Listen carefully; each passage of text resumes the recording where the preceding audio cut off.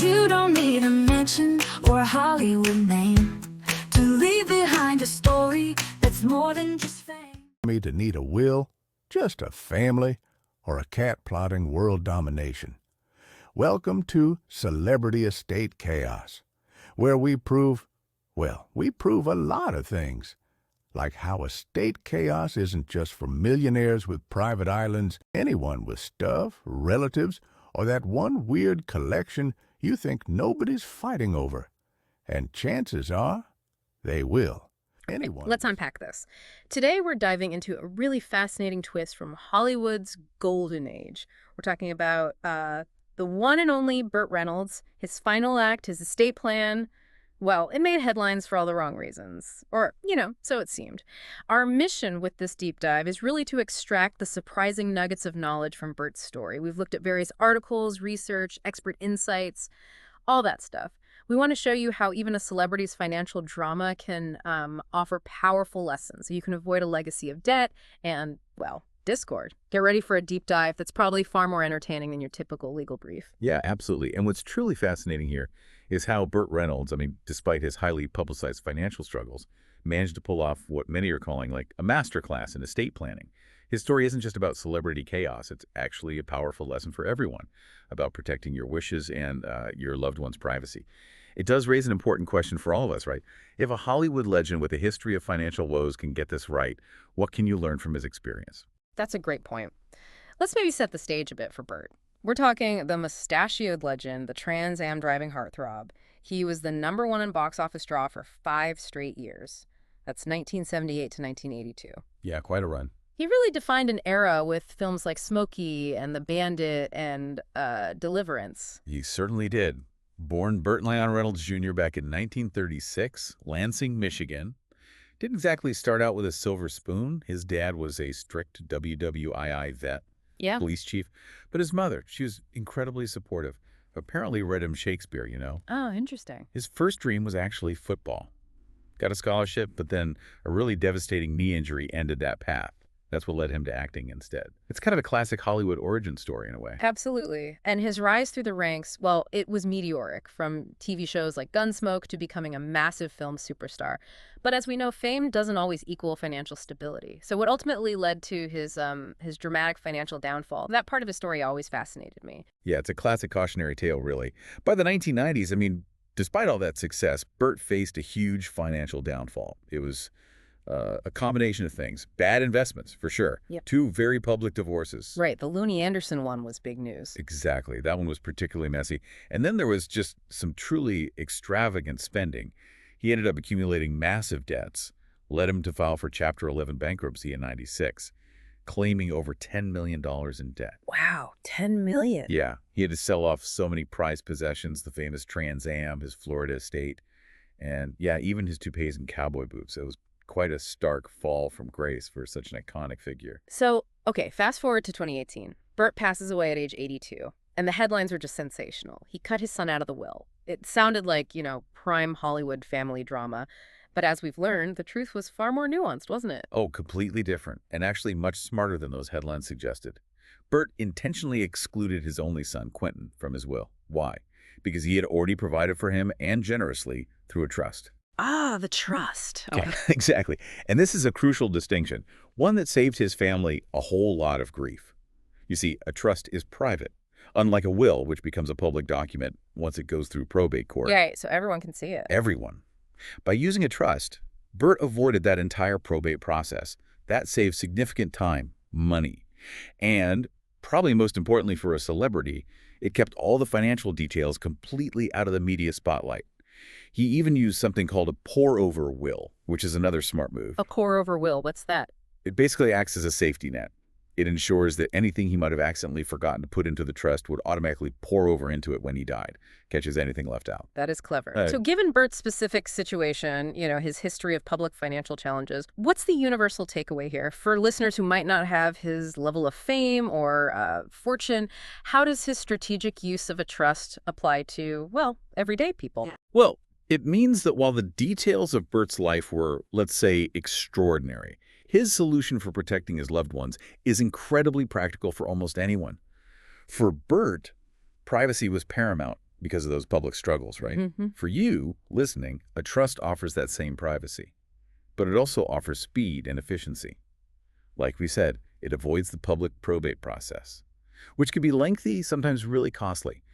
It truly is a powerful tool for safeguarding your family's dignity, keeping financial details private, especially if your affairs are a bit complex, or even if you just value privacy. And that's a lesson it seems most people desperately need. It's kind of shocking, but studies show that around 70% of Americans, including over half of baby boomers, have no estate plan at all. 70%. It's staggering. Yeah. And across North America, it's over 60% of adults don't even have a basic will. And millennials, even as they start accumulating assets, only about 18% have estate plans. It really highlights a huge blind spot, doesn't it? It absolutely does. Hmm. And the consequences are stark. We see stats like 1 in 3 families without a plan experiencing major conflict over inheritance. Wow. And even more concerning, maybe, among parents with minor children, only 36% have any legal documentation in place for guardianship. Think about that. Yeah, that's terrifying. And we've seen celebrity examples of this poor planning too, right? Prince died with no will at all. Led to years of legal battles. Sort of chaos. Aretha Franklin left behind 4 conflicting handwritten wills. Imagine trying to sort that out. Oh my goodness. And Pablo Picasso's estate took, 6 lawyers and 30 years to sort out, multiple lawsuits. It's almost like a comedy of errors. But for the families involved, it's anything but funny. What do you think is the common thread here? You're right. It's just tragic for the families caught up in it. The common thread is often, I think, a combination of avoidance. It's just uncomfortable to think about, right? And maybe underestimating the complexity of one's own assets, or just putting it off. People often avoid estate planning because, let's face it, it's not glamorous. It can be uncomfortable confronting mortality, but the devastating consequences for families are very real. Yeah. Long delays, huge court fees, sometimes the inability to access funds when needed, Right. bitter family feuds, guardianship battles for kids. I mean, consider Sarah, a single mom, passed suddenly, no will. Her 2 kids ended up in a guardianship battle. Her sister and her ex-husband spent 14 months in court arguing over her small business and life insurance. That's awful. Or Dave and Janet, they built up a vacation rental business. Dave passed, no clear estate plan. Janet had to sell 2 properties just to pay the estate taxes. All because no trust had been set up properly. These aren't just statistics. They're real lives, real families impacted. It really drives home how much stress we unknowingly put on our loved ones by not planning. So, okay, even if you're not a Hollywood legend, your legacy matters. What can you do to avoid a Burt-level estate mess? Or maybe learn from his better choices? Exactly. You can follow what we're calling Burt's Better Choices.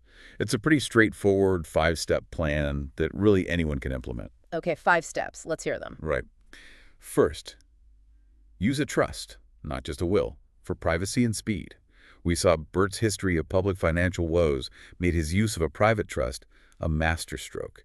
For you, it's about safeguarding your family's dignity, keeping financial details private, and crucially, avoiding probate court. Got it. Privacy and speed. Step 1. Step 2, always name backup beneficiaries. Life happens, right? Situations change. People pass away unexpectedly. Having backups ensures your assets don't get tied up in some legal limbo if your primary beneficiary can't inherit for some reason. Makes sense. Backup plan. Third, inventory your legacy items. What's your version of Burt's cowboy boot collection? It's not just about the big assets like a house. It's everything from family heirlooms, maybe digital photo albums, that sort of thing. Knowing what you have, where it is, and who you want to receive it prevents guesswork and potential disputes later. Okay, inventory. Good one. Number 4. Fourth, get help from a professional. Look, estate attorneys exist for a reason. This really isn't a DIY project when it comes to critical legal documents. Yeah, probably not the place to cut corners. Definitely not. They understand all the nuances of the law. They can tailor a plan specifically for your unique situation, and that saves your loved ones immense stress and, frankly, cost down the line. Right. Professional help. And number 5. And fifth, update it regularly. If your plan still mentions a fax machine, or maybe airs you friended on MySpace, it's probably time for a refresh.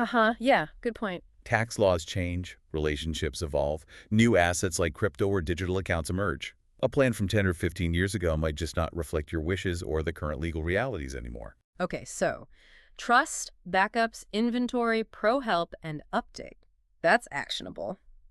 Sometimes thinking about estate planning can feel so overwhelming. You kind of wish your smart home device could just solve it for you.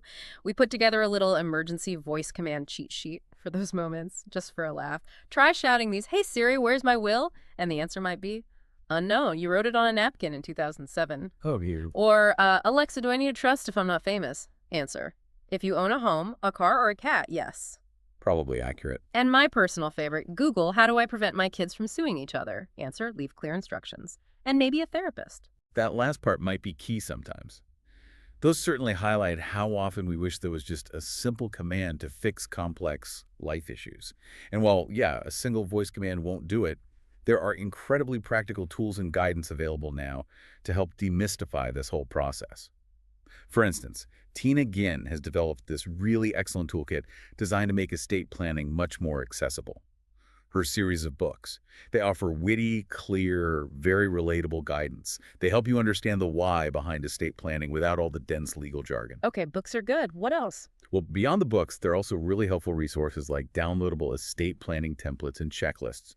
These include fillable forms for organizing your assets, your beneficiaries, tracking important medications, mobility aids, even organizing digital account information and emergency contacts. Yeah. Super practical stuff. So getting organized is key. Absolutely. The goal is to help you build your own emergency estate planning binder, like a physical grab-it-and-go file. It holds all your essential documents, financial info, medical needs, your wishes, all in one central place. This binder can be invaluable for caregivers in a crisis. They know exactly where everything is and what your wishes are. That sounds incredibly useful, a binder. Yeah. And finally, it's really essential to pair this physical organization with a digital backup. There are secure online platforms now like Everplans, Cake, Trust and Will that allow for encrypted storage of your vital documents.